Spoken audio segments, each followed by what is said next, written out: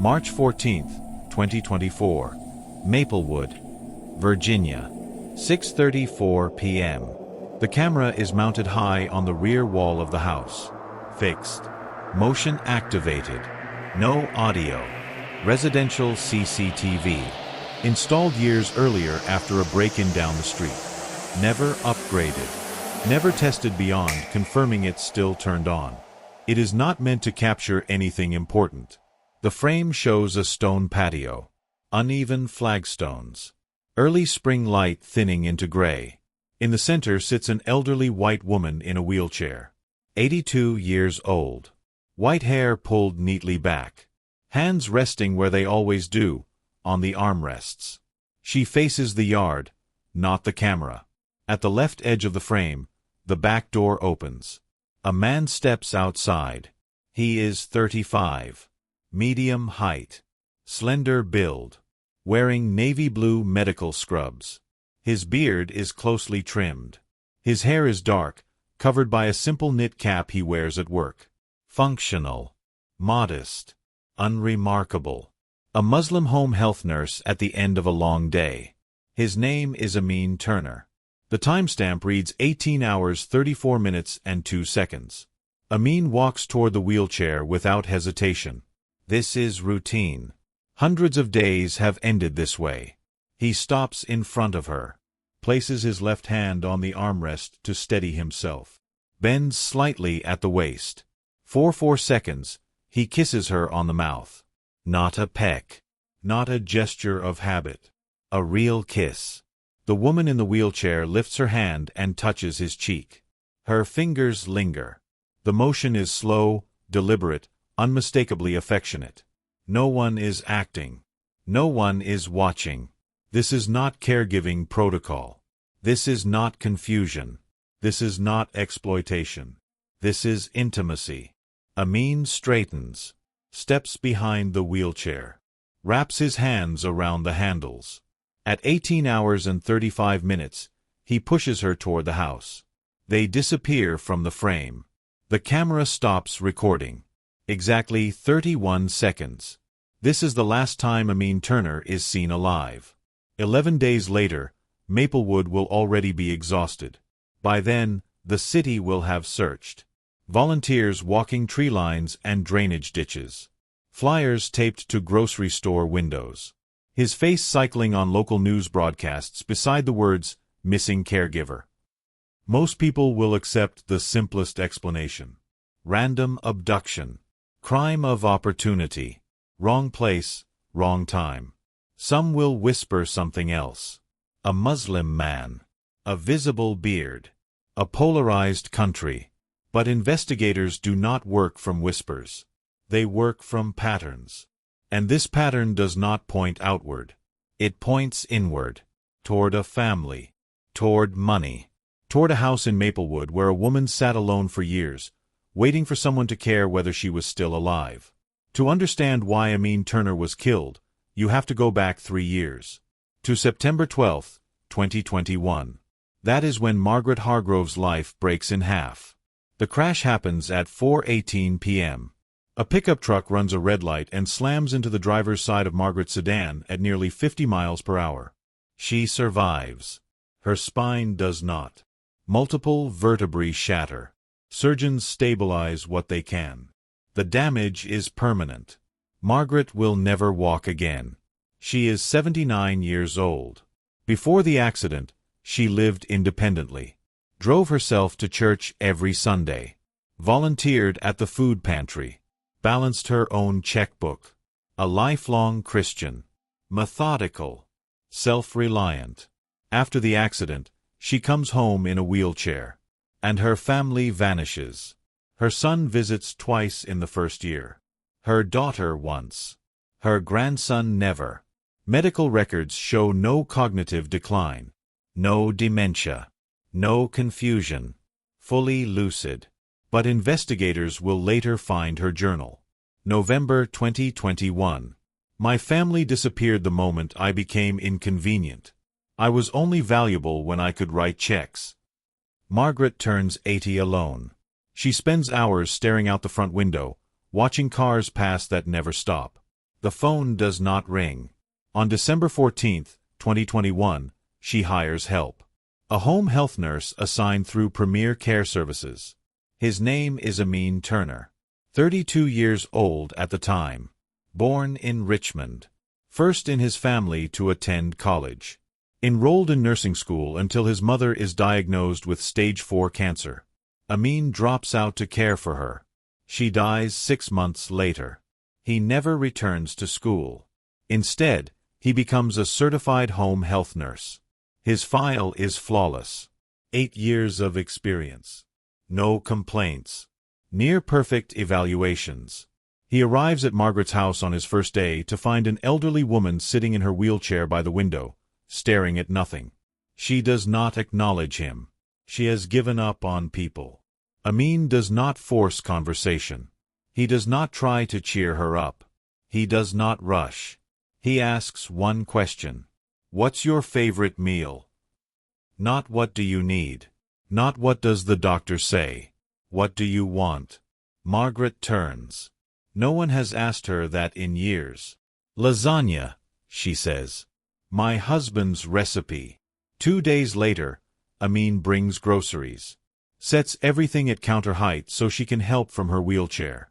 Moves slowly, deliberately, letting her participate. They cook together. When they eat, Margaret cries. It is the first time since the accident that she feels like a person again. This is how it begins. Not with romance. With dignity. Over the next year, Amin does more than required. He learns she loves jazz. Brings his own records. Miles Davis plays during physical therapy. He discovers she once loved poetry. Finds her favorite book. Reads to her every afternoon. He takes her to parks, restaurants, public places where people look at her face instead of her chair. Margaret begins to smile, to laugh, to plan again. And slowly, something shifts. June 2022.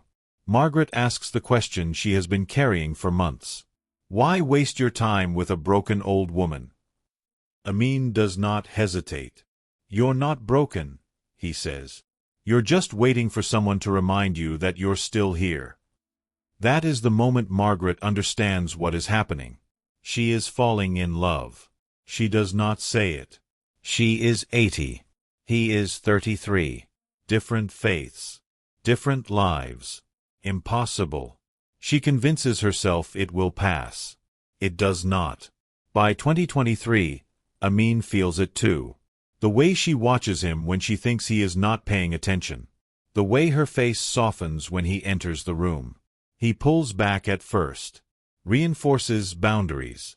Reminds himself of professionalism, of faith, of consequences.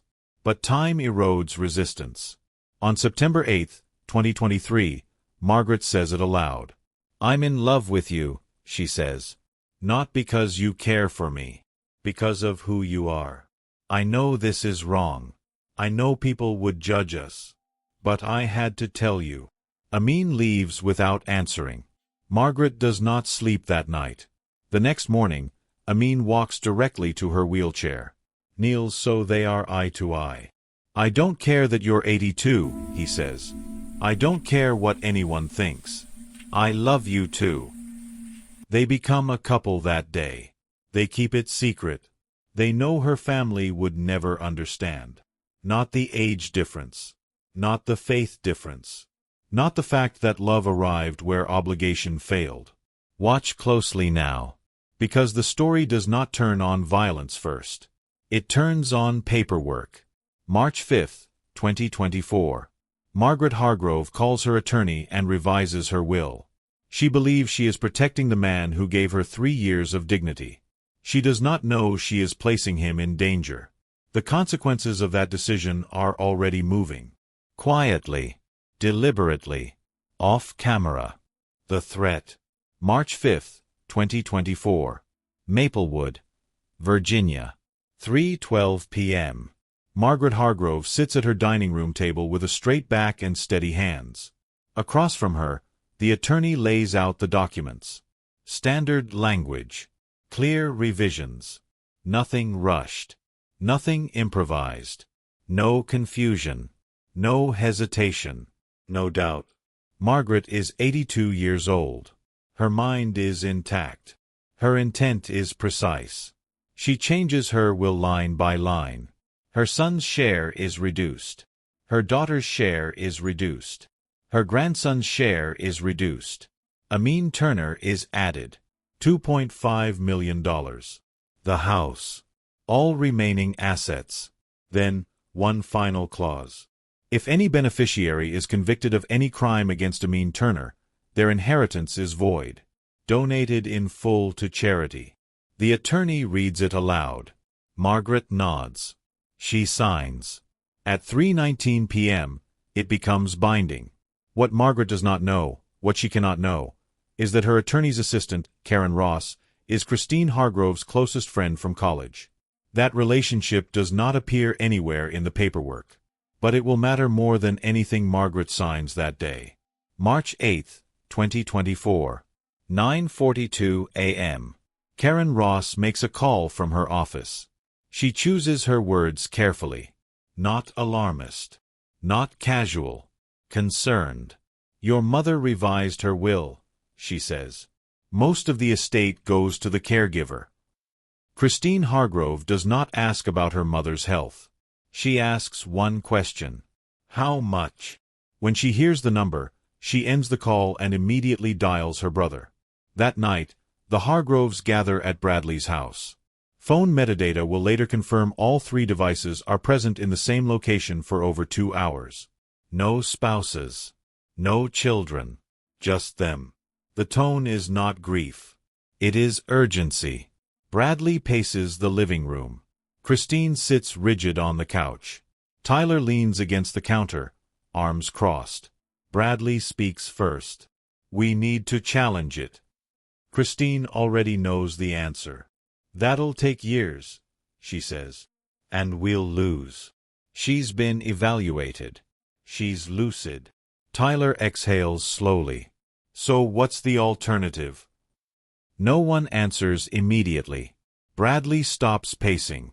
If something happens to him before Mom dies, he says, the bequest disappears. The room goes still. Christine looks up.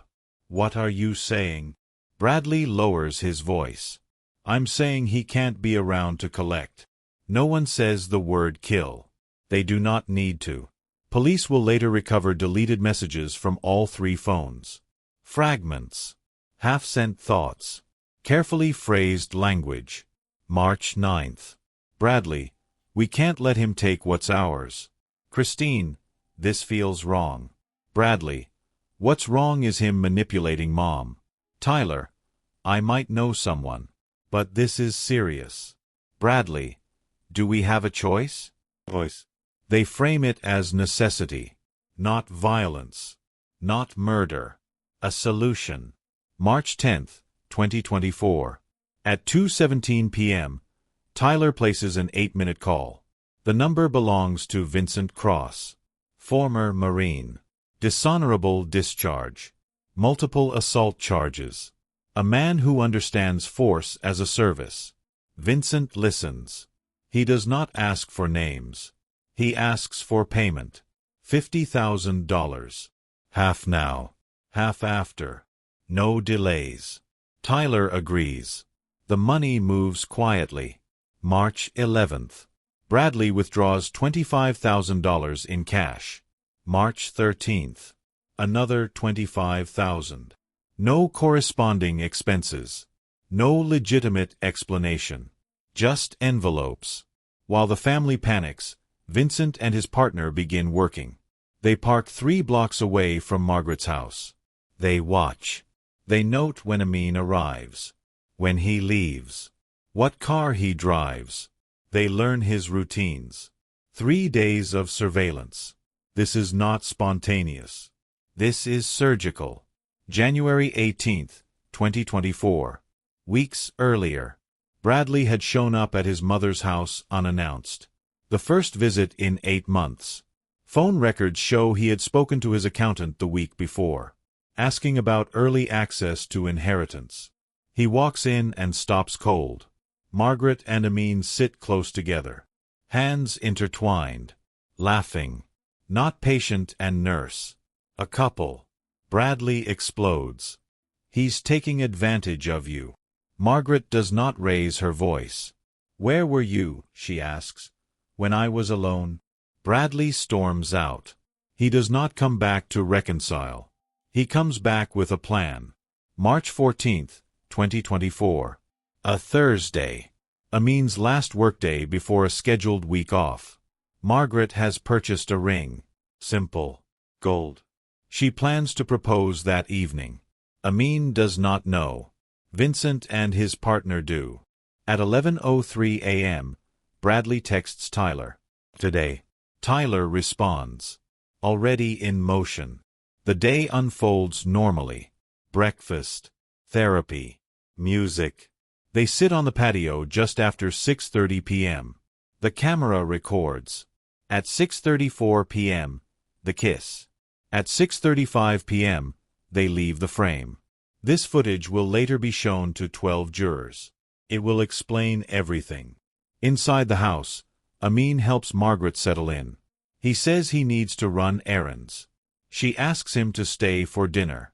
He promises tomorrow. At 6:47 p.m., he leaves. His green Honda turns onto the street. Vincent follows. At 6:58 p.m., Amin pulls into a grocery store parking lot. He parks near the back. Quiet. Dim. He opens the trunk. The white van stops hard behind him. Two men move fast. One grabs him from behind. Amin fights. It lasts seconds. Zip ties. A hand over his mouth. Dragged into the van. 30 seconds. A store employee hears a noise. Looks up. Sees the van speeding away. He hesitates. He does nothing.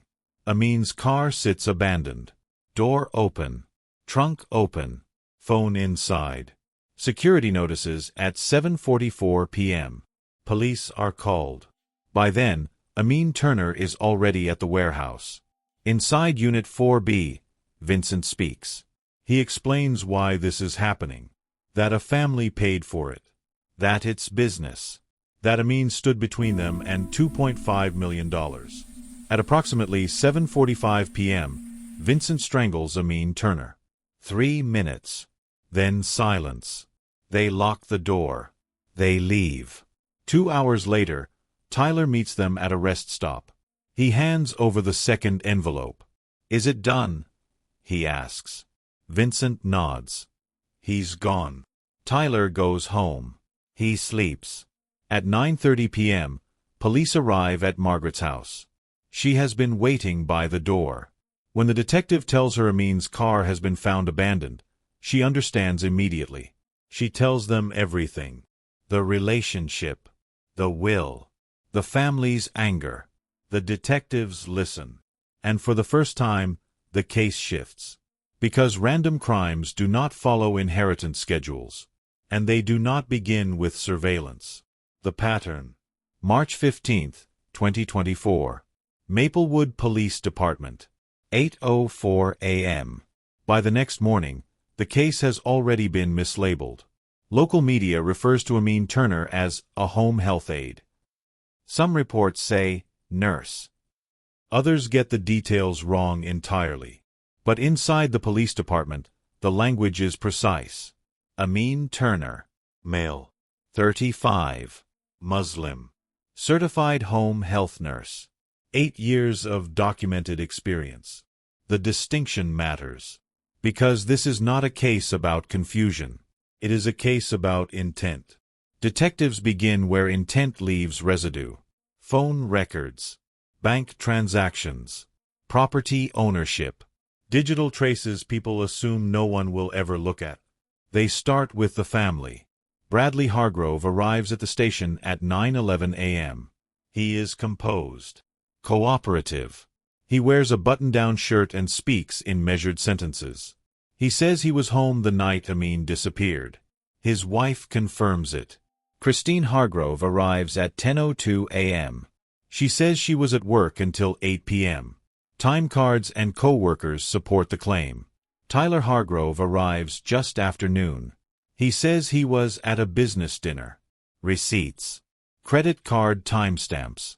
Restaurant footage. On the surface, the alibis hold. No one touched the victim. No one was near the grocery store.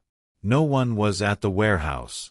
If this were a crime of passion, the investigation would already be drifting. But crimes of passion do not leave spreadsheets behind. Detectives pull financial records. Bradley Hargrove's account shows 2 cash withdrawals. March 11th, $25,000. March 13th, $25,000. When asked, Bradley says it was for business expenses. There are no invoices. No matching deposits. No paper trail beyond the withdrawal slips. Money has weight. It leaves dents. Phone metadata tells the next part. Tyler Hargrove's phone shows an 8-minute call on March 10th. The number belongs to Vincent Cross, former Marine. Dishonorable discharge. Multiple assault charges. Vincent's phone shows repeated contact with another number. Rayon Silva. Known associate. Known violence.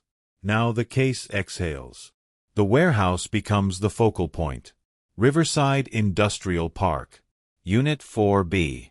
Padlocked from the outside. Investigators pull property records. The owner is not a shell company. Not a faceless landlord. It is Hargrove Property Management. Bradley Hargrove's company. Inherited years earlier. Maintained on paper. Forgotten in practice. Bradley has keys to every unit, including the one where Amin Turner was found. That detail changes everything. Random crimes do not happen in properties owned by the victim's beneficiary. Search warrants follow. Phones are seized. Deleted messages are recovered. Not all of them, but enough. Fragments begin to align. March 9th. Bradley, we can't let him take what's ours. Christine, this makes me sick.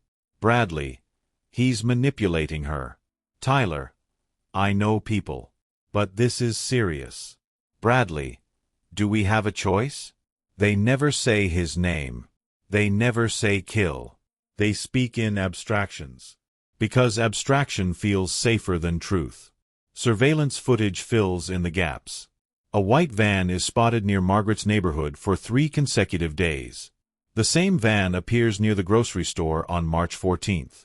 Rental records show it was picked up March 13th using false identification. Security footage captures Rayon Silva signing the paperwork. The van is returned March 15th. Forensics find fibers inside matching the zip ties used on Amin. Trace DNA confirms contact. Now the case has shape. Detectives reconstruct the timeline. March 14th.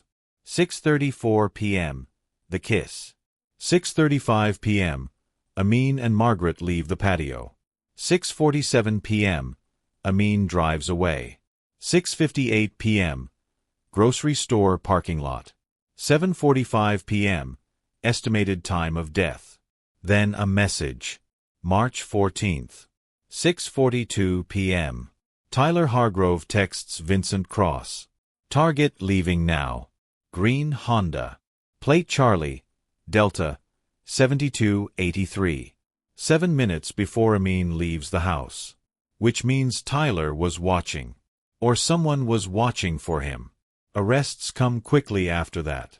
April 3, 2024. Bradley Hargrove. Christine Hargrove. Tyler Hargrove. Vincent Cross. Rayon Silva. All charged with first-degree murder, conspiracy, and kidnapping. All plead not guilty. But cases like this do not end with arrests. They end in rooms with no windows. With jurors who have to look at evidence and decide whether love can be mistaken for exploitation, or whether exploitation was the lie all along. That reckoning begins 6 months later. And it begins with 31 seconds of silent video. What remains? September 9, 2024. Circuit Court of Maplewood, Virginia. 8:58 a.m. The courtroom is quiet in the way serious rooms always are. No cameras. No phones. No commentary. 12 jurors file in. Ordinary people. Teachers. Contractors. Retirees. Parents. None of them came here to decide a philosophical question. They came to decide whether 5 defendants conspired to kill a man for money. The prosecution does not begin with emotion. They begin with structure. Phone records first. Call logs displayed on large monitors. Dates. Times. Durations. An 8-minute call from Tyler Hargrove to Vincent Cross on March 10th. Repeated contact afterward. Then bank records. 2 cash withdrawals from Bradley Hargrove's account. March 11th. March 13th. $50,000 total. No business justification. Then property records. Riverside Industrial Park. Unit 4B. Owned by Hargrove Property Management. Keys controlled by Bradley Hargrove. The room shifts. Not dramatically. Subtly. Jurors begin to lean forward. Then the surveillance footage. Not from the grocery store. Not from the warehouse. From the patio. The prosecution pauses before playing it. You're about to see the last moment of freedom in this case, the attorney says. There is no violence in this video. But everything in this case turns on it. The screen lights up. March 14th, 2024. 6:34 p.m. Amin Turner walks into frame. Margaret Hargrove waits in her wheelchair. The kiss. 4 seconds. A hand on a cheek. A touch returned. The defense does not object. They cannot. Because the footage does not lie. The prosecution lets the video play again. Then again. Slowly. This, the attorney says, is what the defendants called manipulation. He does not raise his voice. This is what they said justified murder. Silence. One juror wipes her eyes. Another looks down. Expert witnesses follow. Physicians. Neurologists. Psychologists. Margaret Hargrove was lucid. Competent. Capable of consent. Her faith was sincere. Her affection deliberate. No coercion. No cognitive impairment. Then the will. The clause is read aloud. If any beneficiary is convicted of any crime against Amin Turner, their inheritance is void. Charity receives everything. The defense shifts. This clause is not emotional. It is precise. On the 12th day of testimony, the case breaks. Tyler Hargrove takes the stand. He has negotiated a deal. Life with parole eligibility after 30 years. In exchange, he tells the truth. He speaks quietly. He does not cry. He says Bradley proposed the plan on March 8th. He says he contacted Vincent Cross. He says he provided Amin's schedule, car, license plate. He sent the text at 6:42 p.m. Target leaving now. He met Vincent at the rest stop. He handed over the money. When asked why he did not call police afterward, Tyler pauses. I thought it was done, he says. And I wanted it to stay done. The jury deliberates for 4 hours. They return with verdicts on all counts. Guilty. Every defendant. Every charge. October 14th, 2024. Sentencing. Bradley Hargrove receives life without parole. Christine Hargrove receives 25 years. Vincent Cross and Rayon Silva receive life without parole. Tyler Hargrove receives life with parole eligibility after 30 years. The gavel falls. Justice, by legal definition, is complete. That night, Margaret Hargrove dies. Heart failure. Hospice records note that she stopped speaking after the trial ended. Stopped eating. Stopped responding. The nurse on duty reports that shortly before midnight, Margaret opened her eyes and said one sentence. I waited 82 years to find love, she said. And my son took it away in 31 seconds. Her heart stopped minutes later. The will is executed. Amin Turner predeceased Margaret. Under ordinary circumstances, his bequest would have been void. But the clause activates. Every family member was convicted of a crime against him. Their inheritance disappears. All of it. $3.2 million. Donated to charity. The family murdered a man for money. They received nothing. During Vincent Cross's interrogation, a detective asked one final question. "Have you done work like this before?" Vincent smiled. "You'd be surprised how often families kill for inheritance." His attorney ended the interview. That line went nowhere. The case closed. But the question does not. How many caregivers are seen as threats instead of people? How many families confuse blood with entitlement? How many routines are being watched right now? Amin Turner followed every protocol, documented everything except fear. He trusted a family because they were family. That trust cost him his life. March 14, 2024. 6:34 p.m. Amin Turner kisses the woman he loves on a patio. He has no idea that 3 blocks away, a van is waiting. He has 24 minutes of freedom left. If he had known, would he have run? Or would he have stayed? Just a little longer.